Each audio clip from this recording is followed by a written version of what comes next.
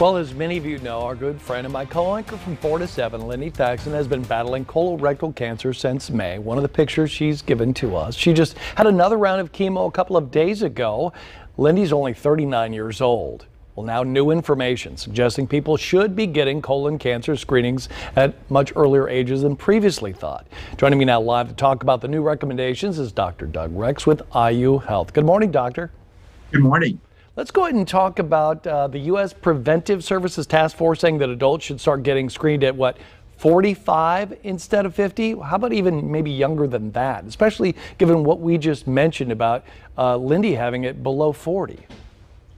Well, yeah, it's a real problem. We have been seeing for the last couple of decades that the incidence of colon cancer has been increasing in people under the age of 50, but it's still a very age-related cancer. The risk keeps going up with age. This has been a big step to change the initial onset of screening from 50 to 45. The American Cancer Society took this position in 2018, and they're an important organization.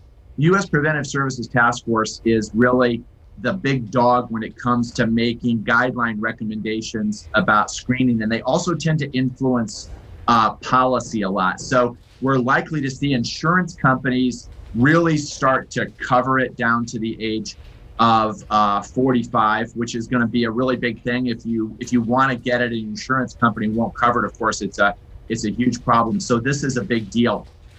As we go below 45, one of the issues is it cost effective? Because the incidence is actually much lower with younger age groups. We're seeing the incidence rise, but you just have to remember what we call the absolute risk is still quite low in these younger age groups. So for those younger people, we have to rely either on a family history of colon cancer, then we will screen earlier, or we like to see prompt evaluation of symptoms. And the most important symptoms are rectal bleeding. So even minor rectal bleeding, it's good to talk to your doctor if you're under the age of 45. This really tragic situation when people get it under the age of 45 is a real challenge for everybody right now. But the best thinking is we should rely on evaluation of symptoms very promptly.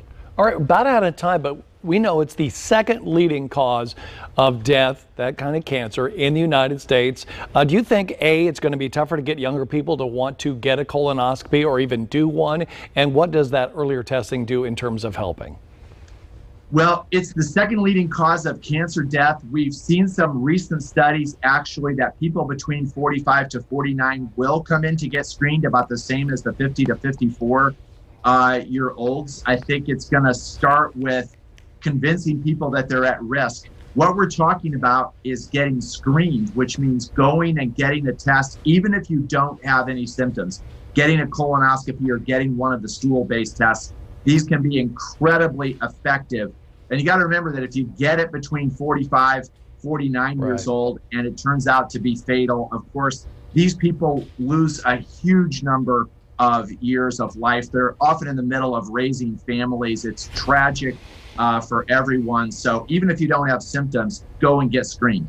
Dr. Doug Rex of IU Health, thanks for being here this morning. We do appreciate it. Thank you. If you'd like more information on colon cancer, go to fox59.com/links.